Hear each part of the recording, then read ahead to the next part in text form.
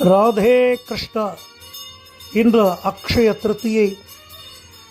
நமது பாண்டுரங்க சுவாமி பூரண ஸ்வர்ணமாக திருமேனி முழுக்க ஸ்வர்ண கவச்ச சாத்திண்டு ஸ்வர்ண பாண்டுரங்கனாக ரக்குமாயி சமேத பாண்டுரங்க சுவாமி திவ்ய தம்பதிகளா நமக்கு சேவை சாதிக்கிறார்.